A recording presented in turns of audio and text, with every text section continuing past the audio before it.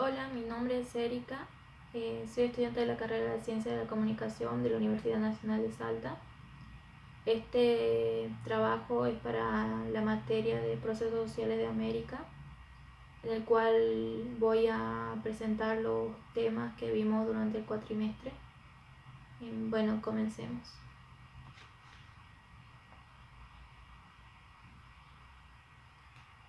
Em, Primero hay que preguntarnos, para empezar, primero hay que preguntarnos qué es la etnohistoria. La etnohistoria tiene varias definiciones. Originalmente la historia fue definida como la historia de los pueblos ágrafos, realizada a través de testimonios legados por otros pueblos. Era la historia de la gente que no tiene historia. Hay varias definiciones, aquí van algunas. Según Dobbins, dice que es un avance del conocimiento de la cultura o el proceso cultural mediante el análisis de un grupo humano a través del tiempo utilizando protocolos de naturaleza histórica. Euler, en 1972, dice que es una subdisciplina de la antropología cultural. Axtell, 1959, destaca que la etnohistoria es esencialmente el uso de métodos y materiales históricos y etnológicos para obtener conocimiento de la naturaleza y causas del cambio en una cultura definida por conceptos y categorías etnológicas.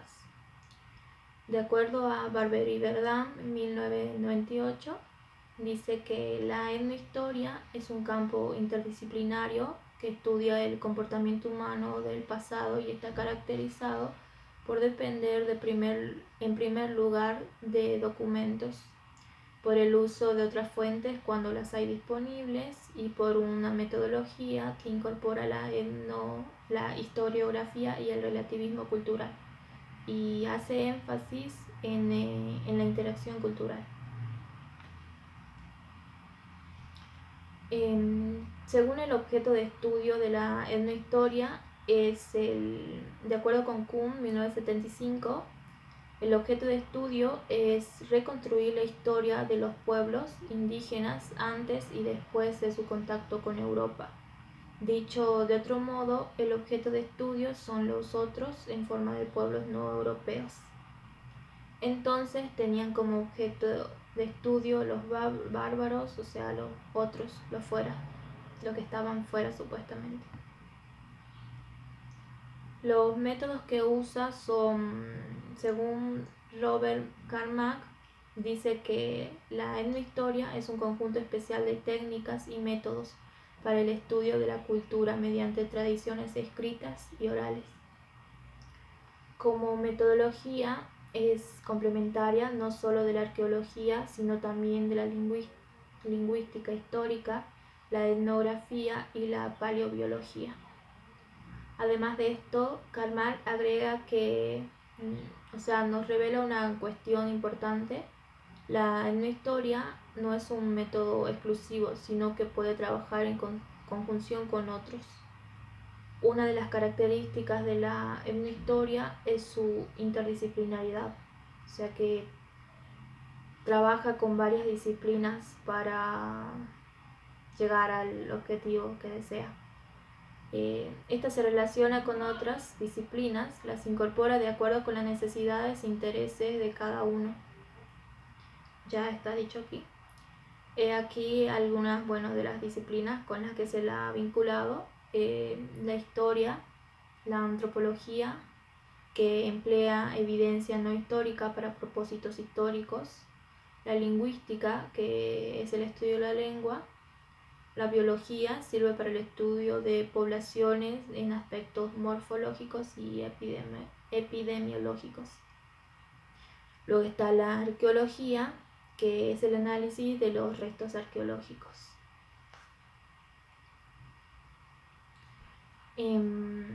Según esta etnohistoria, para la interpretación de los documentos, el investigador toma dos planteos. EMIC, que son las distinciones fenoménicas hechas de contrastes y discriminaciones de los actores, que los actores mismos consideran significativas. Después está la Ethik, que son distinciones fenoménicas consideradas adecuadas por la comunidad de los observadores científicos. Quedan verificadas cuando varios observadores independientes están de acuerdo. Bueno, visto todo esto, podemos decir que la etnohistoria es el estudio del hombre en su cultura y la sociedad. Estudia su desarrollo histórico e interacción con otros grupos para tratar de establecer relaciones entre el hombre del pasado y el del presente. Especialmente recupera la memoria histórica del país a través de los estudios de los grupos étnicos. Les quiero dejar un video que me parece interesante, que es uno que hicimos con nuestros compañeros, que explica también es la etnohistoria. el tema de la etnohistoria.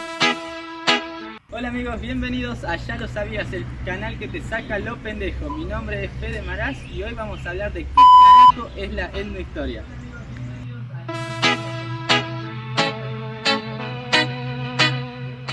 Para empezar, realizamos un par de encuestas para saber cuántos de ustedes han oído hablar sobre la etnohistoria. Comencemos. ¿Escuchaste hablar alguna vez sobre la etnohistoria? No. ¿Alguna vez escuchaste hablar sobre la etnohistoria? No. ¿Escuchaste hablar alguna vez sobre la etnohistoria? No. ¿Qué? ¿No? Uno de cada 5 pibes no tiene ni idea de lo que es la etnohistoria. Y si sos como uno de ellos, quédate ahí que nosotros te vamos a enseñar. Originalmente es la historia de la gente que no tiene historia. Se la considera el estudio histórico de los pueblos indígenas. Es un campo interdisciplinario que estudia el comportamiento humano en el pasado. Utiliza diversas técnicas y métodos para estudiar la cultura y es una subcategoría de la antropología cultural. Y para no aburrirlos con tanta facha, le dejo con mi compañera Giselle, que sabe más que yo. Ya era hora de que me presente, Fede. Ok, para seguir un poco más sobre el tema, podemos decir que el objeto de estudio de la etnohistoria es el otro cultural. Es aquel que reconstruye la historia de los pueblos indígenas un antes y un después del contacto con los europeos. Y para agregar un poco más, podemos hablar sobre el método de estudio que tiene y podemos decir que no tiene un método de estudio exclusivo, sino que utiliza varios métodos de diferentes disciplinas y es por eso que está relacionado con la historia, la antropología, la lingüística, la biología y la arqueología. Ah, y por último, acerca de las fuentes, podemos decir que utiliza documentos y archivos, ya sean escritos, orales o arqueológicos, y también se basa en datos de otras fuentes. A cada documentación se le aplica una técnica para poder obtener estos datos. Entonces, sí, podemos decir que la etnohistoria estudia las comunidades originarias de una determinada región y su convivencia con otros grupos humanos. Claramente, y agregando esto, podemos decir que también permite esclarecer el mundo del otro, independientemente si éste se encuentra en el pasado o en el presente, o que posea o no a la escritura como una forma comunicativa. Así que ya saben amigos, espero que hayan tomado apunte porque esto seguro entra en un parcial. Hasta la próxima amigos. Y no olviden suscribirse y activar la campanita. Nos vemos en la próxima. ¡Adiós!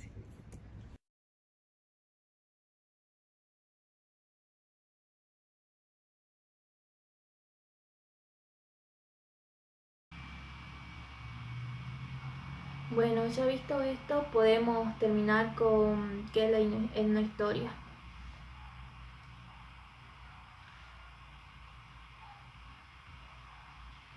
Pasando al tema de la crónica de lo imposible por Frank Salomón. La crónica de lo imposible trata de crear una narrativa diacrónica del periodo de la conquista. Habla de distintas concepciones andinas y europeas y su relación histórica, pero sin dejar de ser fiel a los patrones andinos. La crónica aspira a un objeto amplio en tiempo y espacio. Aquí se analiza la causa y el efecto. Dice que es la crónica de lo imposible porque luchaba contra los mismos límites del pensamiento coherente, las contradicciones que se presentan entre sí, y se eliminan las contradicciones de términos y los obstáculos de la obra, desaparecería la obra misma. A esto hacemos referencia con Crónica de lo imposible.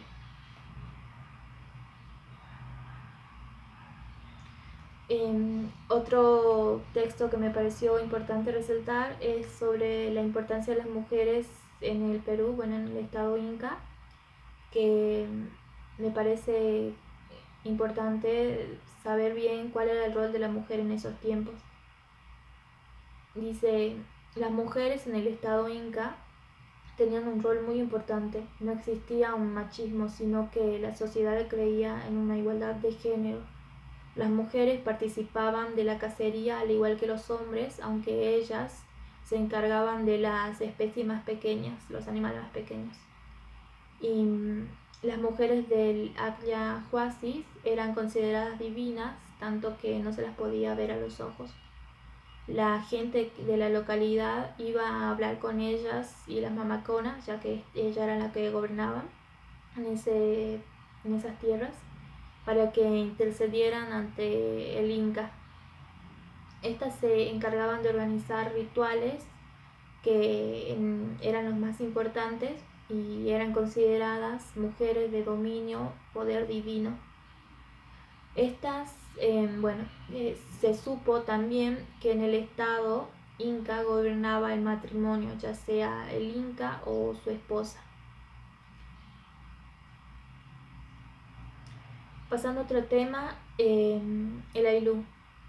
El Aylú era la organización social inca. Bueno, se basó en el Aylú, que es el conjunto de individuos o de familias unidas por ciertos vínculos. Los vínculos en el Aylú pueden ser vínculos de sangre, es decir, todos los miembros integrantes del Aylú se consideraban parientes entre sí. Existía existía el incesto, se casaban con hermanas, primas, etc. Estaba también el tema del territorio, porque este conjunto de familias consanguíneamente unidas habitan en una determinada área geográfica o terreno conocido con el nombre de marca. Todas estas familias habitaban un mismo territorio. El vínculo económico, todos en conjunto laboraban para poder alimentarse. De allí que el vínculo económico está representado por el trabajo en común y el usufructo de la tierra.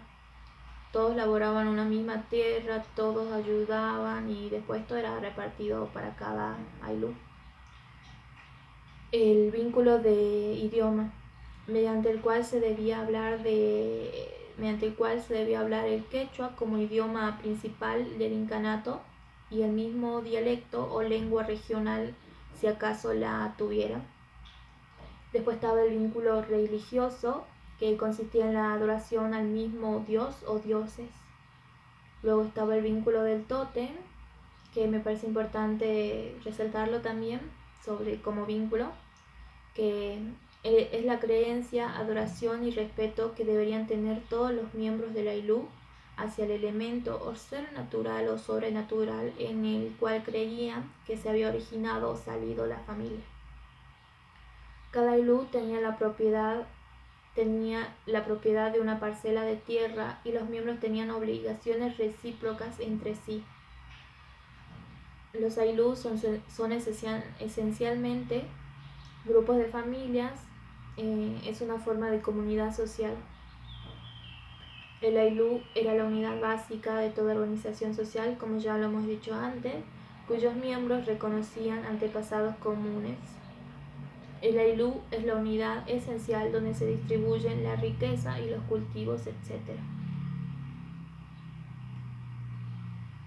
Bueno, pasando a otro tema, siguiendo con el Aylú. Sabemos que el Aylú es esencial para la comprensión de la sociedad andina.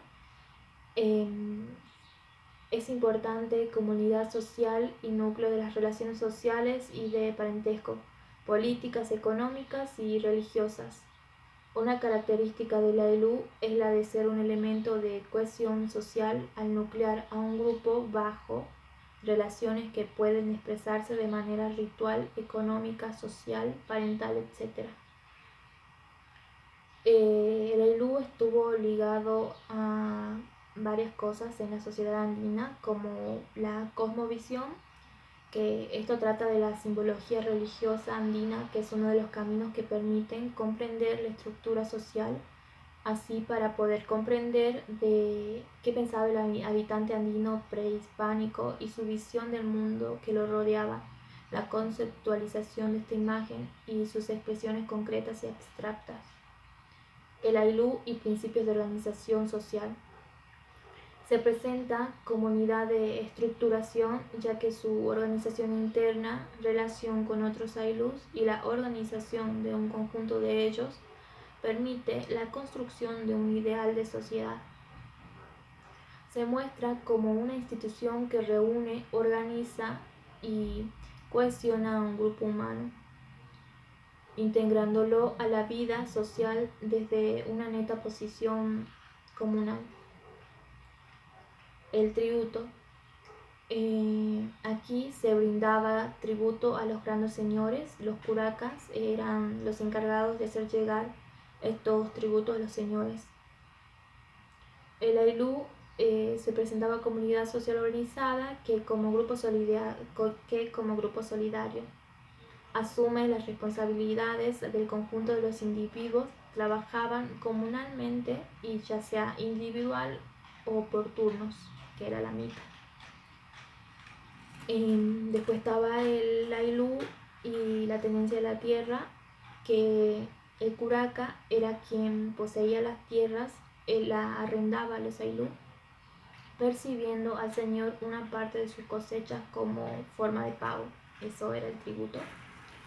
Los Aylú le daban al curaca como forma de pago su mano de obra, que se expresaba a través de los cultivadores y cosechadores en la tierra del señor.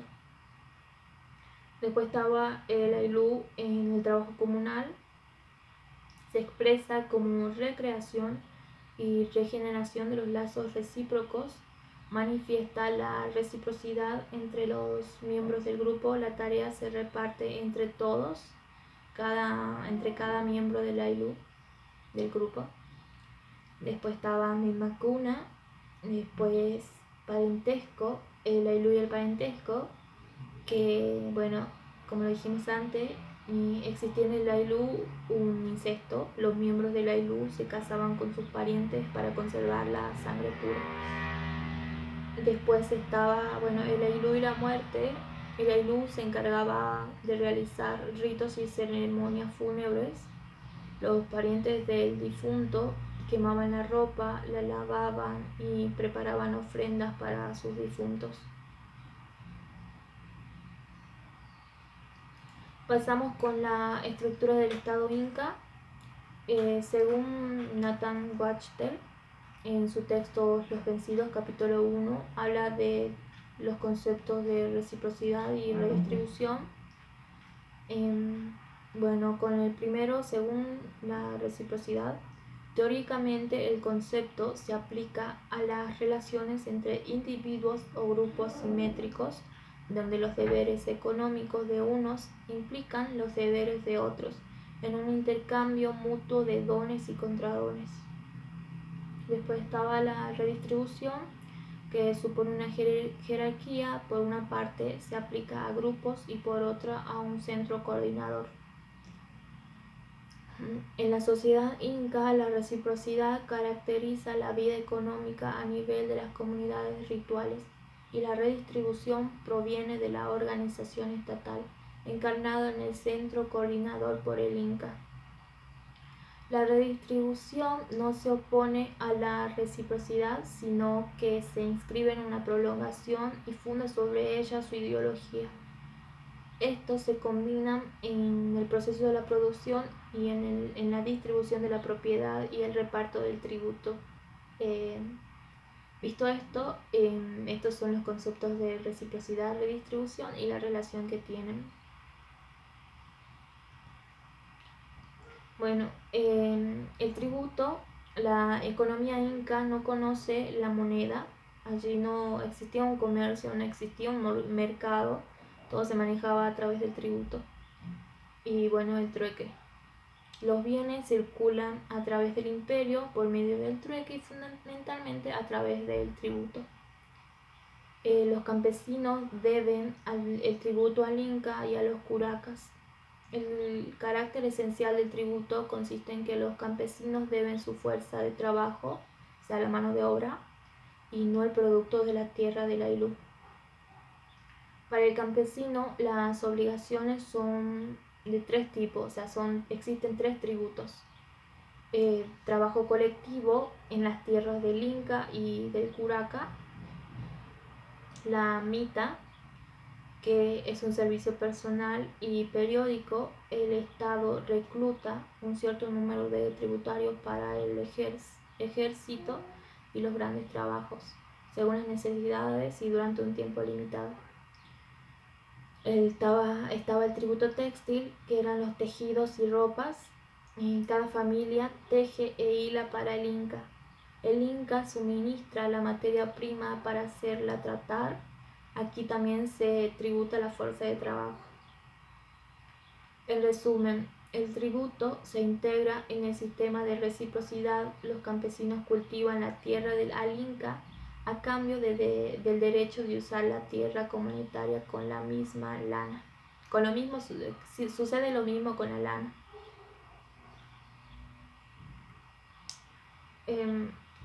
Aquí están los sistemas productivos y la economía inca.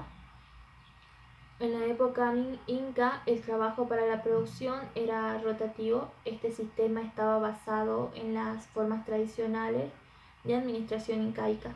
Con rotativo me refiero a que utilizaron esta técnica para que la tierra recuperara su fertilidad.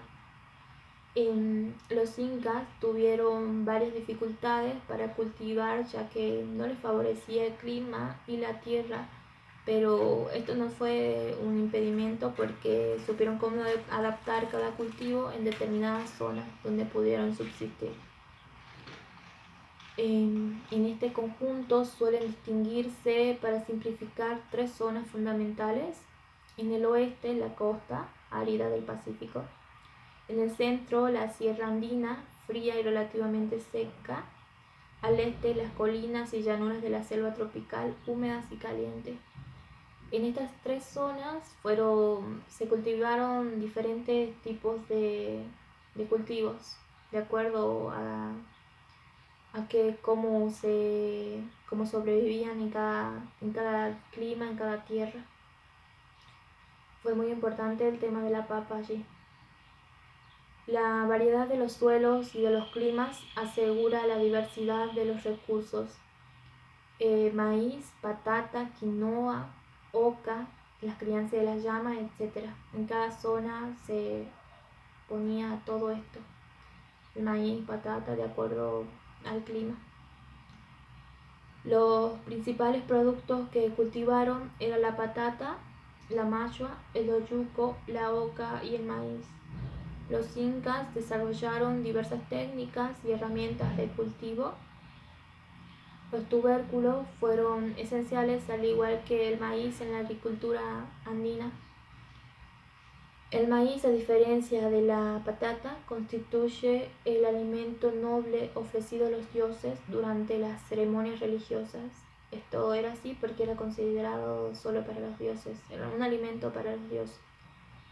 Sucede lo mismo con la chicha, licor fermentado que se extrae de él.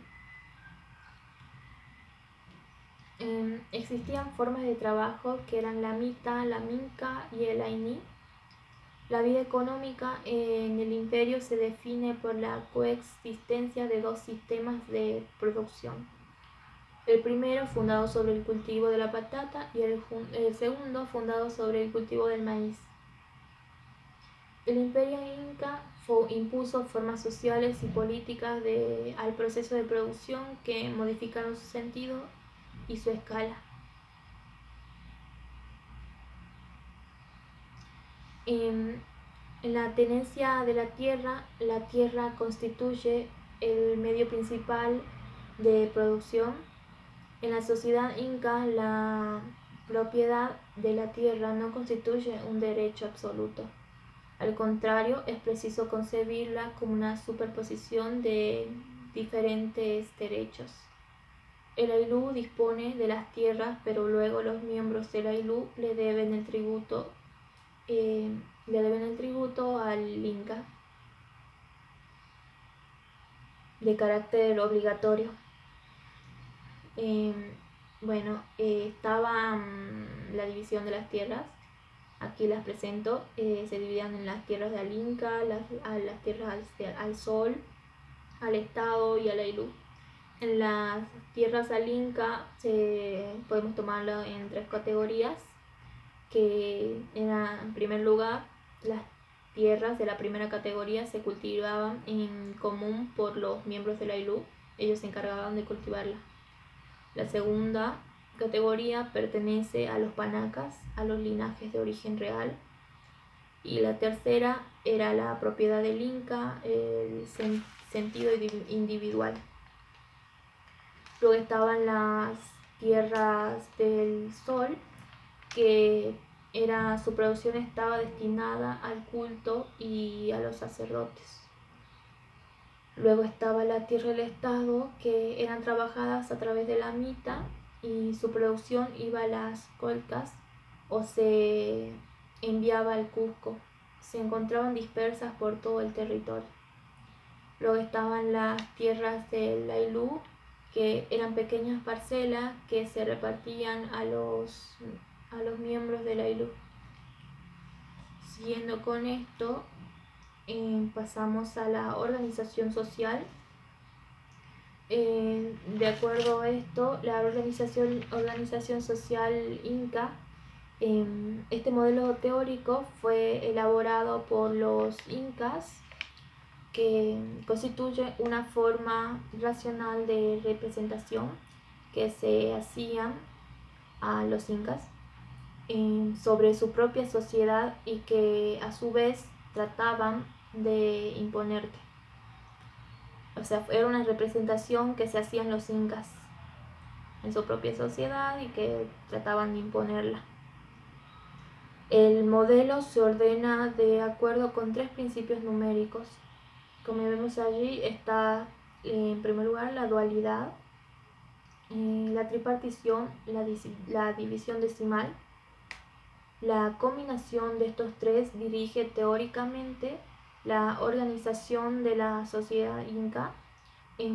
Esquemáticamente podemos decir que la dualidad y la tripartición ordenan sobre todo las estructuras de parentesco, o sea, la reciprocidad, mientras que la división decimal ordena la burocracia inca, que es la redistribución. Bueno, pasamos a definir la dualidad, que además de organizar los vínculos de parentesco, fundamentaron las relaciones de reciprocidad. Era un ordenamiento de arriba hacia abajo. Todo tenía 2 mitades opuestas y complementarias. Arriba estaba Chinchaysuyu, Antisuyu, y abajo se encontraba Collasuyu y Cuantisuyu. En el estado inca gobernaban dos incas al mismo tiempo. Arriba estaba Jana Inca y abajo Juri Inca. La cuatripartición es el imperio de los 4 cuadrantes. Chinchaysuyu al oeste, Antisuyu al norte, Collasuyu al este y Cuantisuyu al sur. Después con esto estaba el tema de la tripartición, que es un proceso de desdoblamiento. La organización dualista resulta recortada por una división tripartita. En Cusco y el resto del imperio, las categorías Collana, Payán y Callao designan 3 grupos situados en un orden jerárquico. Collana designa al grupo de los jefes. Callao unifica a la población vencida. Payam representa a un grupo mixto constituido por los ayudantes o servidores de los jefes. Después estaba la organización decimal, que ordena la burocracia con la finalidad de saber cuántas personas habitan sus tierras, además de poder suministrar la comida y los terrenos. Era parecido a un censo. Es más un sistema de clasificación por medio de los tributos. Los gobernadores y curacas más importantes entregaban el tributo y rendían cuentas de su administración. En definitiva, hay una especie de equilibrio ante poderes locales y centralización estatal. Bueno, ya visto todo esto, doy por terminado mi video. Espero que les haya gustado y bueno, muchas gracias. Chao.